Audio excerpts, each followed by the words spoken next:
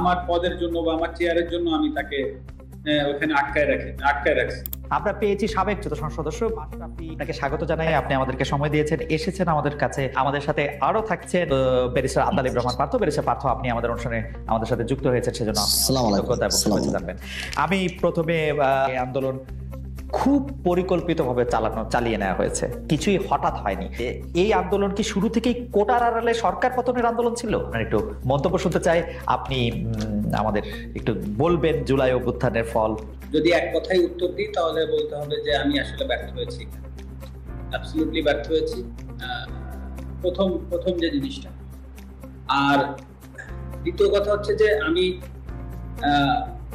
কথা যদি বলতে হতো, ধরেন আমি যদি কথা বলতাম, অবশ্যই যৌক্তিক কোটা সংস্কার নিয়ে যে আলোচনা হচ্ছিল শুরুতে, সবাই যখন চেয়েছিল যে আমি কথা বলি, তখন যৌক্তিকভাবে কোটা সংস্কার হবে সেটা, বা কোটা সংস্কার হতে যাচ্ছে এটা পরিষ্কারভাবে বোঝা যাচ্ছিল, বা আমার কাছে মনে হচ্ছিল যে কোটা সংস্কার হয়তো বা হবে।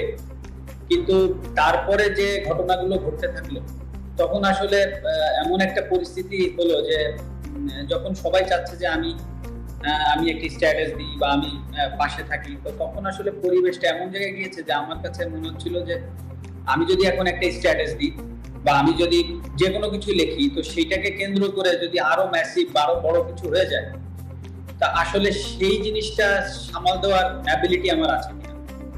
তো সবকিছু মিলিয়ে আসলে ঘটনাগুলো এত দ্রুত ঘটেছে, তো আমার পক্ষে সম্ভব হয়নি। তবে আমি চেষ্টা করিনি সেটা না। এবং আরেকটি বিষয় যে আমি যদি কথা আমি যদি স্ট্যাটাসের ভিতরে সীমাবদ্ধ থাকতে চাইনি, সত্যি কথা, আমি চেয়েছিলাম স্টুডেন্টদের সাথে কথা বলতে, বা আমি চেয়েছিলাম যে তাদের সাথে আলোচনার মাধ্যমে কিছু করা যায় কিনা। হ্যাঁ, কারণ আমি যদি একটা স্ট্যাটাস দিতাম, তাতে করে যা কিছু ঘটেছে, যা কিছু হয়েছে, তার থেকে কম হতো না। বরঞ্চ আমার সার্বিকভাবে আমার যে ভয়টা কাজ করছিল যে আমার স্ট্যাটাসের কারণে বা আমার কোনো একটা ভুল পদক্ষেপের কারণে যদি জিনিসটা আরো বড় হয়ে যায়, তখন সেটা সামাল দেওয়ার আমার ক্ষমতা আছে কিনা। ক্রিকেটার হিসাবে যেটা আপনারা দেখেছেন সেটা হচ্ছে যে আমি খেলোয়াড় ছিলাম, খেলোয়াড় থেকে আমি ক্যাপ্টেন হয়েছি। তো ক্যাপ্টেন হওয়ার পরে খুব স্বাভাবিকভাবেই আমি, যদি ভালো হয় হয়তো অনেক সময় আমাকে যেতে হয় প্রেস কনফারেন্স, বা আমাকে যদি কেউ ম্যান অফ দি ম্যাচ হয় তারা গিয়েছে। তো ম্যাচ যখন হেরেছি তখন আমি গিয়েছি, তো বা আমরা কোথায় কি ভুল করেছি বা যে দায়বদ্ধতা, সেগুলো আমাকে কাঁধে নিতে হয়েছে। এবং আপনি আমার যতগুলো প্রেস কনফারেন্স আছে সবগুলো ঘাটলে দেখবেন যে আমি সবগুলো দায়ী আমরা ব্যর্থ হয়েছি, বা আমি ব্যর্থ হয়েছি, বা আমার লিডারশিপটা জায়গায় থাকতে পারিনি। কিন্তু এটা তো একটা রাজনৈতিক জায়গা, প্রথম বিষয়। দ্বিতীয় বিষয় হচ্ছে এটা জাতীয় বিষয় হয়ে গেছে। আবার এই আমি আমার দলের ক্যাপ্টেনও না, আমি আমার দলের অধিনায়কও না, আমি আমার দলের সহ অধিনায়ক। আমি এইমাত্র রাজনীতিটা শুরু করেছি। তো আমাকে আইদার উপদেষ্টা মণ্ডলীতে থাকতে হবে হয়তো, বা আমাকে ওই দায়িত্বটা পাইতে হবে যে আমি যে কথা বলবো, বা সেরকম সুযোগ না পাইলে তো আসলে আমার কথা বলার সুযোগ থাকে না।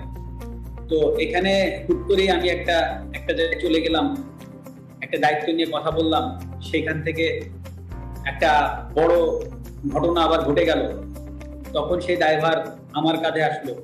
তো এই সব বিষয়বস্তু কিন্তু আছে যে আমি এখন সবকিছু মিলিয়ে যে আমি চেষ্টা করিনি সেই কথা না, আমি চেষ্টা করেছি, আমার সাধ্যমতো চেষ্টা করেছি, হয়তো আমার সুযোগটা আসেনি।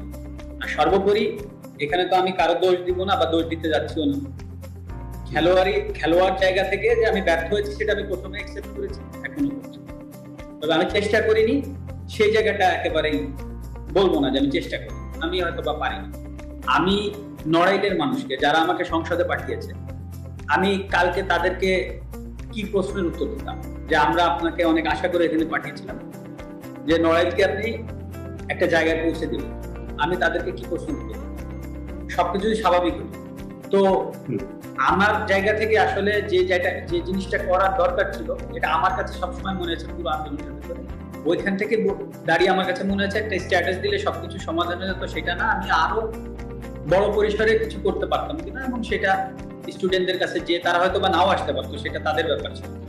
কিন্তু আমার হয়তো বা ওই খারাপ লাগাটা থাকতো না যে না আমি চেষ্টা করিনি বা চেষ্টা করে পারিনি, সেই জায়গাটা হয়তো আমার থাকতো না। কিন্তু সেটা পারিনি, যেটা বললাম যে ব্যর্থ হয়েছে, পারিনি। আপনাকে আমি বলতে পারি যে আমার মেয়ে সে ইনস্টাগ্রাম ইউজ করে, আমার ইনস্টাগ্রাম থাকলেও আমি ফলোয়ার না। তো সে 17 তারিখ থেকে তার ইনস্টাগ্রামে সে অনেক কথা স্টুডেন্টদের পক্ষে লিখে গিয়েছে, বলেছে। তো আমি তো ইনস্টাগ্রাম ফলোয়ার না, তো আমাকে আমার ছোট ভাই বললো যে হুমায়রা বোধহয় স্ট্যাটাস দিচ্ছে, মানে আমার মেয়ে। তো তখন আমি আমার মেয়েকে জিজ্ঞেস করলাম যে তুমি কি স্টুডেন্টদের পক্ষে আন্দোলনে স্ট্যাটাস দিচ্ছ? তো আমাকে বললো হ্যাঁ আমি দিচ্ছি, তোমার কোনো প্রবলেম আছে কিনা? তা আমি বলেছি না, আমার কোনো প্রবলেম নেই। এবং আমি ওকে এটাও বলেছিলাম যে তোমার স্কুল থেকে যদি আন্দোলনে যাই, মেক শিওর যে তুমি তাদের সাথে থেকে। মানে এই কথাটা বলার কারণ ছিল এটাই যে আসলে তার কাছে যেন কখনো মনে না হয় যে আমার পদের জন্য বা আমার চেয়ারের জন্য আমি তাকে ওখানে আটকায় রাখছি। এই জিনিসটা যেন কখনো তার মনে না হয়। এবং এত ঘটনার ভেতর দিয়ে অন্তত ওইটুক জায়গায় আমার অবস্থান আছে আমার মেয়ের কাছে, যে না আমার বাবা আমাকে আটকায়নি। আর একটা কথা বলি এর ভেতরে, যেটা হচ্ছে আজকে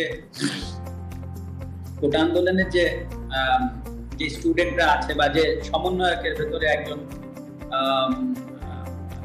ক্রীড়া মন্ত্রণালয়ের উপদেষ্টা মহোদয় জনাব আসিফ সাহেব যিনি হয়েছেন, আপনি দেখবেন উনি কিন্তু খেলাধুলা নিয়ে এখন থেকে উনি কাজ করবেন, বাংলাদেশের সার্বিক খেলাধুলার বিষয়গুলো নিয়ে কাজ করবেন। এখন যদি আল্লাহ না করুক কালকে একটা প্রবলেম হয়, আল্লাহ না করুক যদি কোনো একটা খেলাধুলায় কোনো জায়গায় প্রবলেম হয়, উনি কিন্তু প্রধান উপদেষ্টা মহোদয় ডক্টর ইউনূস স্যারের কাছে যাবেন বা সিনিয়র উপদেষ্টা মহোদয় যারা আছেন উনাদের সাথে আলোচনা করে এসেই কিন্তু উনাকে স্টেটমেন্ট দিতে হবে। It's very simple. কারণ উনি একটা দায়িত্বশীল জায়গায় আছেন। তো হুট করেই একটা সমস্যার সমাধান উনি একা কিন্তু এসে এই আপনাদের সামনে মানে প্রেসের সামনে হুট করে বলে ফেলতে পারবে না। তো দায়িত্বশীল জায়গাগুলো কিন্তু অনেক কিছু চিন্তা করে কথা বলতে হয়। তো সেই জায়গা থেকে সেই জায়গাটাই কিন্তু আমি ছিলাম। হ্যাঁ, আপনি আমাকে খেলোয়াড় মাশরাফি বলছেন, আমি সেভাবে উত্তর দিচ্ছি, কিন্তু এট দ্য সেম টাইমে কিন্তু আমি একটা দায়িত্বশীল চেয়ারে বসেছিলাম। তো হুট করেই আমি কিন্তু ফ্রন্টে এসে একটা কথা বলে দিলাম, আর তাই নিয়ে একটা বিশাল আরো বড় কিছু হয়ে গেল। সেটার ট্যাকেল দেওয়ার ক্ষমতা আদৌ আমার আছে কিনা, বা বর্তমানে যারা কাজ করবেন তাদেরও কিন্তু এই জিনিসগুলো ভেবেচিন্তে কাজ করতে হবে। তো এটা কিন্তু ভেরি সিম্পল ব্যাপার। তো আমি যেটা বলতে চাচ্ছি যে হ্যাঁ আমি ব্যর্থ হয়েছি, কিন্তু আসলে আমারও তো সীমাবদ্ধতা আছে বা ছিল, এটাও কিন্তু সত্য কথা।